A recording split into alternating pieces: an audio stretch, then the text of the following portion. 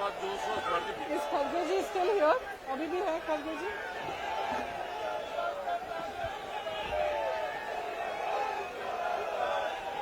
इस खरगे जी still here?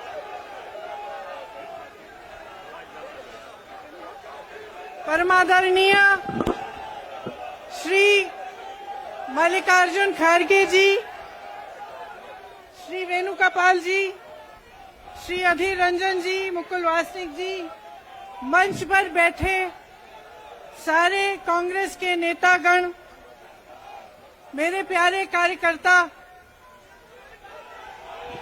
UP के मेरे सारे साथी,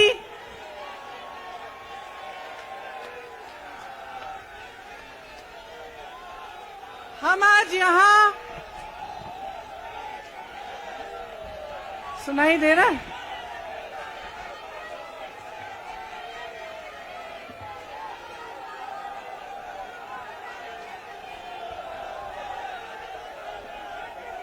सुनिए,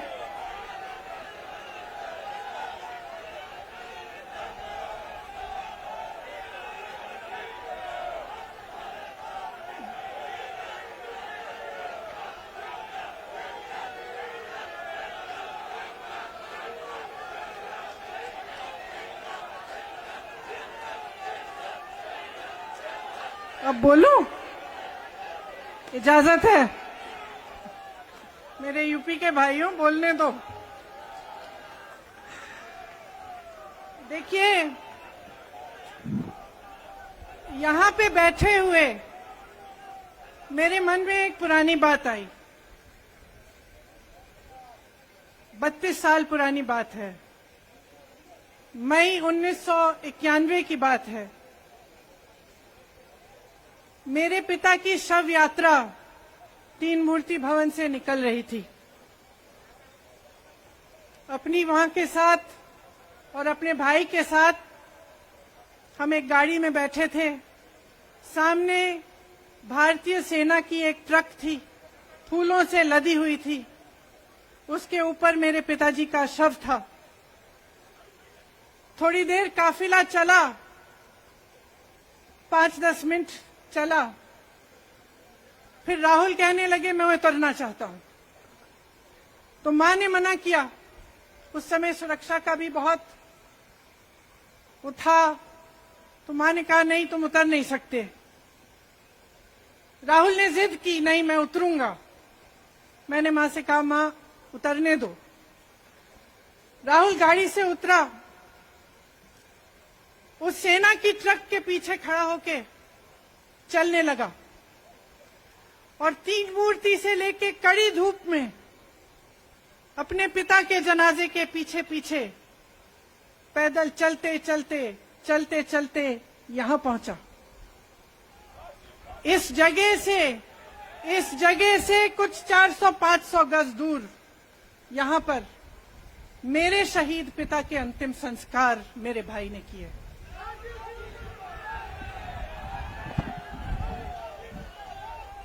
सुनिए, वो चित्र मेरे दिमाग में अभी भी है, मेरे मन में है। मेरे पिता का शव इस तिरंगे झंडे में लपेटा गया था। इस तिरंगे के नीचे मेरे पिता का शव था और उसके पीछे चलते चलते मेरा भाई यहां आया। उस शहीद पिता का अपमान भरी संसद में किया जाता है। उस शहीद के बेटे को आप देशद्रोही कहते हैं, आप मीर जाफर कहते हैं, उसकी आप मां का अपमान करते हैं। आपके मंत्री मेरी मां का अपमान भरी संसद में करते हैं। आपके एक मुख्यमंत्री कहते हैं कि राहुल गांधी को पता भी नहीं है कि उनका पिता कौन है।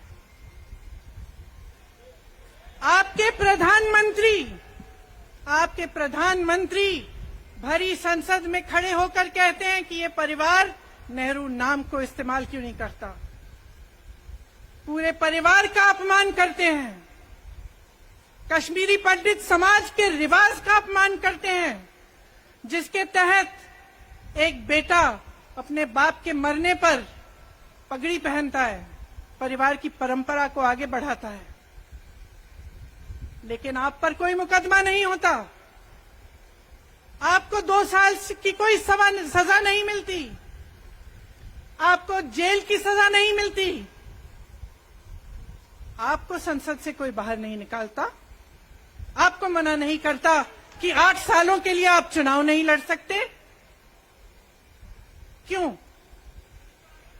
मैं पूछना चाहती हूं, क्यों? आज तक हम चुप रहे हैं, हमारे परिवार का अपमान करते गए करते गए करते गए। मेरे भाई ने क्या कहा? संसद में वो मोदी जी के पास गए और उनसे गले लगे। मेरे भाई ने कहा, मैं आपसे नफरत नहीं करता हूं, मेरे दिल में आपके लिए कोई नफरत नहीं है, हमारी विचारधारा अलग है, लेकिन हमारी नफरत की विचारधारा नहीं है। तो मैं पूछना चाहती हूं, एक आदमी का कितना अपमान करोगे? कितना अपमान करोगे? क्या यही है इस देश की परंपरा? आप परिवारवादी कहते हैं, तो भगवान राम कौन थे? भगवान राम को वनवास में भेजा गया, उन्होंने अपने परिवार, अपनी धरती के प्रति अपना धर्म निभाया। क्या भगवान राम परिवारवादी थे? क्या पांडव परिवारवादी थे कि वो अपने परिवार की संस्कारों के लिए लड़े?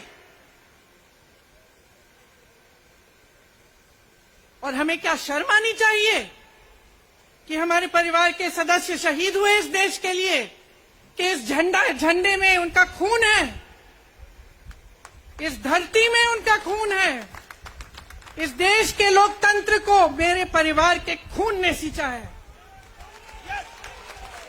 और जो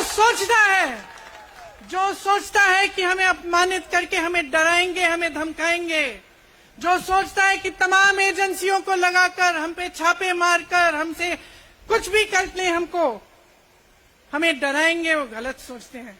हम डरने वाले नहीं हैं। हम और मजबूती से लड़ेंगे। हम इस देश के लोकतंत्र के लिए कुछ भी करने के लिए तैयार हैं।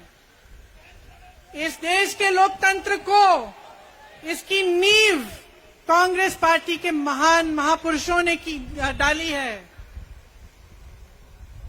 कांग्रेस पार्टी लड़ी इस देश की आजादी के लिए, और आज भी इस देश की आजादी के लिए ही लड़ रही है।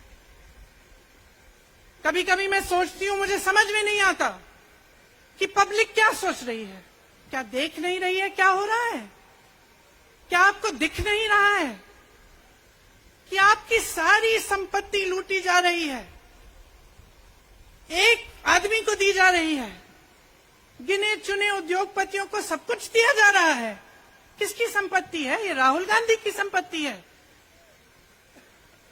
ये आपकी संपत्ति है। ये पीएसयू किसके हैं? किसके लिए बनाए गए? आपके लिए बनाए गए, जो ऐसे एक के बाद एक इनको बेचे जा रहे हैं, दिए जा रहे हैं। इसी से तो आपका रोजगार आता है। छोटे उद्योगों से, छोटे व्यापारियों से आपका रोजगार आता है, किसी बड़े अडानी से नहीं आता। रोजगार नहीं देते, छीनते हैं आपका रोजगार। तो आप समझ क्यों नहीं पा रहे हैं? आप गैस के सिलेंडर के लिए 1000 रुपए दे रहे हैं, और यहां आपकी सारी संपत्ति किसी को सौंपी जा रही है। राहुल गांधी जी ने क्या कहा? अरे कौन सा इतना बड़ा जुल्म कर लिया कि आपसे 2 सवाल पूछ लिए, जवाब नहीं दे पाए ना, घबरा गए। और जो अहंकारी होते हैं, तानाशाह होते हैं, क्या करते हैं? जब सवालों का जवाब नहीं दे पाते तो पूरी सत्ता को लेकर जनता को दबाने की कोशिश करते हैं। जो सवाल उठाता है उसको दबाने की कोशिश करते हैं। आपने कभी सोचा है, आंखें खोलिए, आपने कभी सोचा है कि ये पूरी सरकार, ये सारे मंत्री, ये सारे सांसद एक आदमी को बचाने की क्यों इतनी कोशिश कर रहे हैं? इस अडानी में है क्या कि इसको आप सारी संपत्ति दे रहे हो देश की? 20 हजारों करोड़ शेल कंपनियों में इनकी हैं, और आप इन पे इंक्वायरी नहीं कर सकते। ये अडानी है कौन कि आप सब उनका नाम उठते ही बौखला जाते हैं और उनको बचाने में लग जाते हैं। देखिए, आप इस देश के देशवासी हैं, ये देश आपका है, ये लड़ाई आपकी है। आज तमाम नौजवान बेरोजगार क्यों हैं? हम इश्तेहार तो देख रहे हैं, होर्डिंग देख रहे हैं, मदर ऑफ डेमोक्रेसी लिखा है, कहते हैं कि हमारी अर्थव्यवस्था बहुत तेजी से आगे बढ़ रही है, तो इतने नौजवान बेरोजगार क्यों हैं? तो जहां जहां हम जाते हैं बेरोजगार नौजवान क्यों दिखते हैं? इतनी महंगाई क्यों है? इतनी महंगाई क्यों है? क्या आप इतने बड़े काम कर सकते हो लेकिन एक गैस सिलेंडर का दाम कम नहीं कर सकते? आप छोटे व्यापारियों की मदद नहीं कर सकते? आप रोजगार नहीं बनवा सकते? तो फिर आपकी सरकार किस काम की है? लोगों को दबाने के लिए है या अडानी जी को आगे बढ़ाने के लिए है? तो आज ये समय आ गया है कि हमें गंभीरता से सोचना पड़ेगा। ये सरकार पूरी कोशिश करती है कि आपका ध्यान भटकाया जाए। अब आप सोचिए, कन्याकुमारी से कश्मीर तक एक आदमी चला, उसके साथ लाखों लोग चले। क्या पैगाम लेके चला? किस लिए चला? उसके दिल में क्या भावना थी कि लाखों लोग देश भर से उससे जुड़ के चले? समता, एकता की भावना थी। आज आपके सारी मीडिया, आपके सारे मंत्री, आपके सारे सांसद, आपके सारे कार्यकर्ता कह रहे हैं कि राहुल जी ने विदेश जाकर देश का अपमान किया, राहुल जी ने एक वर्ग का अपमान किया। क्या एक आदमी जो कन्याकुमारी से लेकर 5000 किलोमीटर कश्मीर तक चल के ये रोज रोज कहता है कि इस देश को एक होना चाहिए, सबको समान दृष्टि से देखना चाहिए, क्या ये आदमी देश का अपमान कर सकता है? क्या ये आदमी एक वर्ग का अपमान कर सकता है? तो ये आदमी क्या कर रहा है? ये आपकी आवाज उठा रहा है। ये क्या कह रहा है? कह रहा है कि गरीबों को अपना हक दो, नौजवानों को अपना हक दो, महिलाओं को अपना हक दो। यही तो कह रहा है। और हक क्या है? हक ये है कि जो आपका है वो आपके हाथों में जाना चाहिए, किसी बड़े उद्योगपति के हाथ में नहीं, जो प्रधानमंत्री जी के मित्र हैं। ये है आपका हक। उसी हक की लड़ाई लड़ रहा है। तो आप समझिए, ये एक इंसान की बात नहीं है, ये एक राहुल गांधी की बात नहीं है, ये पूरे देश की बात है। जब हम कहते हैं लोकतंत्र को बचाना है, तो हम किस बात की को बचाने की कह रहे हैं? क्या कह रहे हैं हम? लोकतंत्र क्या होता है? खुल के जवाब मांगो, सवाल उठाओ। यही तो लोकतंत्र है कि आपको कोई आपत्ति है, कोई समस्या है, आप किसी के पास जाकर अपना हक मांग सकते हैं। आप कह सकते हैं, भाई हमारे लिए ये क्यों नहीं किया, इतनी महंगाई क्यों है, हमारे लिए रोजगार क्यों नहीं बनाए? लेकिन आज यही हक आपसे छीना जा रहा है और आपका ध्यान इधर उधर भटकाया जाता है और इतनी चीजों को फैलाया जाता है जो सच नहीं है, झूठों को फैलाया जाता है। आप सोचिए, राहुल गांधी दुनिया के सबसे बड़े जो शिक्षा के संस्थान है वहां से पढ़ के आए हैं। हार्वर्ड और कैम्ब्रिज की उनकी डिग्री है।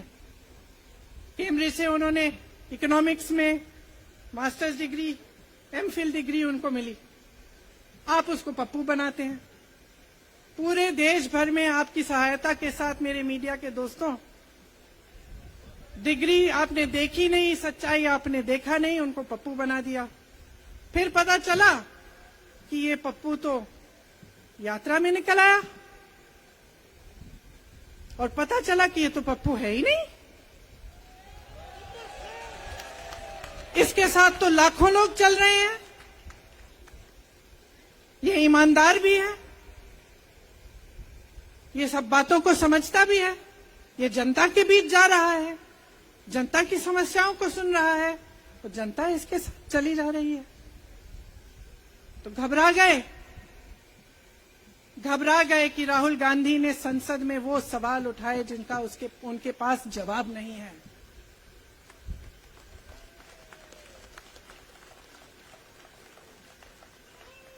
क्या किया सुन लीजिए। एक तरफ से हंसी भी आती है कि एक आदमी को रोकने के लिए इतना सारा करना पड़ा। जिस आदमी ने राहुल जी के खिलाफ सूरत में कंप्लेंट लगाई, आपको मालूम है कि पिछले साल उसने खुद कचहरी में जाके बोला इस पे आप स्टे लगा दीजिए। 1 साल के लिए अपने ही केस पे स्टे लगवाया। फिर वापस कब गए केस खुलवाने के लिए? राहुल गांधी के संसद में अडानी पे के भाषण देने के 1 हफ्ते बाद।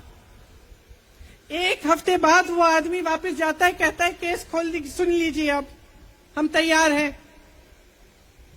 1 महीने के अंदर अंदर जज कह देते हैं कि राहुल गांधी को 2 साल की सजा मिलेगी।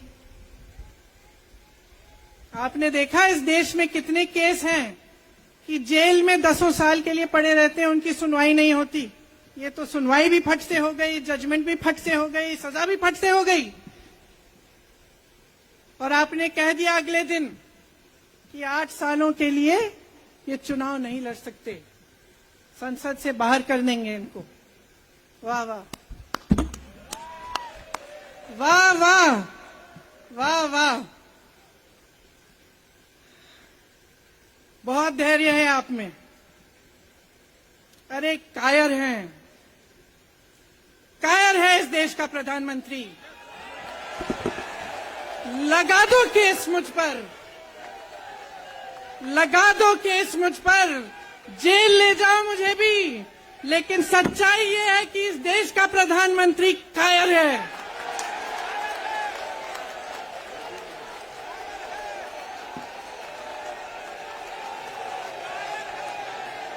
अपनी सत्ता के पीछे छुपा हुआ है, अहंकारी है। और इस देश की बहुत पुरानी परंपरा है, इस देश की बहुत पुरानी परंपरा है, हिंदू धर्म की पुरानी परंपरा है कि अहंकारी राजा को जनता जवाब देती है। और इस देश की बहुत पुरानी परंपरा है कि अहंकारी राजा को ये देश पहचानता है। मेरे परिवार ने मुझे एक चीज सिखाई है कि ये देश दिल से बोलता है और दिल से सुनता है। ये देश सच्चाई को पहचानता है। और मैं जानती हूं कि आज वो दिन है जब से सारा कुछ बदलने लगेगा।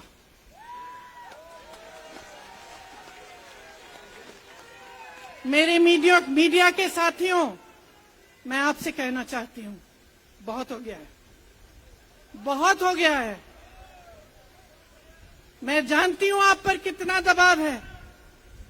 मैं जानती हूं कि आपको लाइन भेजी जाती है कि आज आपको ये कहना है, आज आपको ये लिखना है। लेकिन आपकी एक बहुत बड़ी जिम्मेदारी है। आज लोकतंत्र खतरे में है। अगर सरकार सवाल उठाने वाले को 8 सालों के लिए संसद से निकाल सकती है, अगर कह सकती है कि तुम्हें चुनाव लड़ने की ही इजाजत नहीं है, तो बहुत गड़बड़ है, बहुत गलत हो रहा है। और ये लोकतंत्र के लिए ठीक नहीं है, ये इस देश के लिए ठीक नहीं है। जब आप पत्रकार बने, शुरू में जब आप काम के लिए आए, तो आपके दिल में भी ये होगी बात कि देश के लिए मैं सच्चाई बोलूंगा, मैं सच्चाई बोलूंगी। आज आप बोल नहीं पा रहे हैं, हिम्मत करिए, खड़े हो जाइए आप भी। और जैसे खड़गे जी ने कहा कि तमाम पार्टियों ने आज अपनी आवाज उठाई है, उनका हम सब धन्यवाद देते हैं। और हम सबको एक होना पड़ेगा। इसलिए होना पड़ेगा क्योंकि आज ये देश खतरे में है। आज इस देश की सारी संपत्ति एक आदमी को सौंपी जा रही है और उस आदमी को बचाने के लिए पूरी सरकार खड़ी हो जाती है। बहुत गलत हो रहा है। अगर आज मेरे भाइयों और बहनों आप इसको पहचान नहीं पाएंगे तो इस देश को बहुत खतरे में डाल देंगे। इसीलिए यहां खड़े हुए महात्मा गांधी जी की समाधि के कुछ ही गज दूर खड़े हुए मैं आपको याद दिलाती हूं कि कितनों ने इस देश के लिए अपना खून बहाया है, कितनों ने इस देश की धरती, इस देश की आजादी के लिए अपना खून बहाया है। ये अफसर हैं यहां तैनात खड़े हैं, इसी तरह से इनके भाई सरहद पे खड़े होते हैं हमारे लिए, आज भी अपना खून बहा रहे हैं। क्या इसके लिए? क्या अडानी जी के लिए? कि अपने देश के किसान के लिए, अपने देश के गरीब के लिए, अपने देश के छोटे व्यापारियों के लिए, महिलाओं के लिए, अपने बच्चों के भविष्य के लिए हम सब अपनी जान देने के लिए तैयार हैं। तो मैं आपसे आग्रह करती हूं मेरे देशवासियों, आंखें खोल लो, समय आ गया है, डरो मत। राहुल गांधी के शब्दों में डरो मत, इनका सामना करने का समय आ गया है। एकजुट हो जाओ, सामना करो, इस देश की सच्चाई को उभारो, इस देश की एकता को बनाए रखो और इस देश को आगे बढ़ाओ। जय हिंद, जय हिंद, जय हिंद।